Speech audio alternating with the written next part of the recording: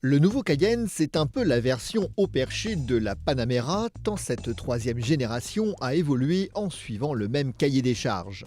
Plus d'habitabilité d'abord, avec cette troisième place d'appoint à l'arrière, qui existait déjà sur la précédente génération de Cayenne, mais voulue cette fois un peu plus confortable.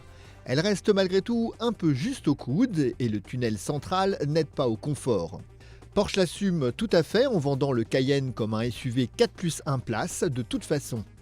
Une autre nouveauté en matière d'habitabilité, en cas de chargement demandant plus que les 670 litres proposés par défaut dans le coffre du Cayenne, une nouvelle position intermédiaire des dossiers de siège arrière dégage 100 litres supplémentaires. Comme la Panamera, le Cayenne reçoit aussi une bardée d'équipement pour finalement de moins en moins conduire. La voiture freine ou accélère déjà toute seule, maintient sa voie, lit les panneaux de limitation de vitesse et se conduit ainsi toute seule pendant une poignée de secondes sur autoroute ou dans les bouchons. Au milieu de l'année, nous aurons la possibilité de garer automatiquement le SUV avec un système anti-frottement des jantes, il fallait y penser, mais aussi de le regarder s'extraire d'une place de manière autonome. Pour propulser le nouveau Cayenne, Porsche nous propose un V6 turbo de 340 chevaux ou biturbo de 440 chevaux et un V8 de 550 chevaux. Des versions hybrides, similaires à la Panamera e-hybride, seront disponibles d'ici la fin de l'année. Nous avons essayé la version intermédiaire, le Cayenne S de 440 chevaux. Une puissance largement suffisante et merveilleusement bien gérée par la boîte Tiptronic. Cette boîte a été préférée à la PDK pour sa capacité à mieux encaisser les fortes sollicitations dues à la traction de lourdes charges, jusqu'à 3,5 tonnes tout de même.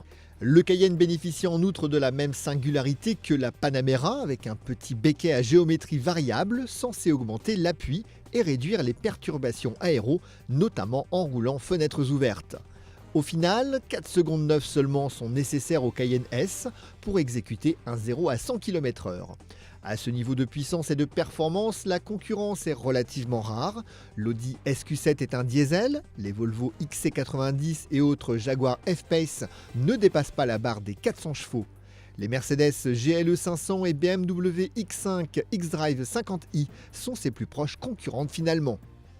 Porsche a optimisé sa suspension pneumatique ainsi que ses barres anti-roulis à gestion électronique qui font virer le Cayenne toujours bien à plat sans avoir eu besoin de trop rigidifier les suspensions. Mieux encore, les roues arrière directrices font braquer le Cayenne dans un mouchoir de poche. Enfin, Porsche, en grand spécialiste du freinage, propose une technologie de disque dotée d'un revêtement en carbure de tungstène reconnaissable par leur effet miroir. C'est une offre intermédiaire à 3 000 € tout de même qui augmente de 30% la capacité de freinage sans avoir à dépenser les 9 012 € exigés par des freins en carbone céramique. Malgré cela, bénéficier de toutes les qualités du Cayenne demandera de cocher bien des options au catalogue. Tarif de base pour le Cayenne, 77 184 €. Le Cayenne S est à 94 464 € et le Turbo culmine à 141 744 €.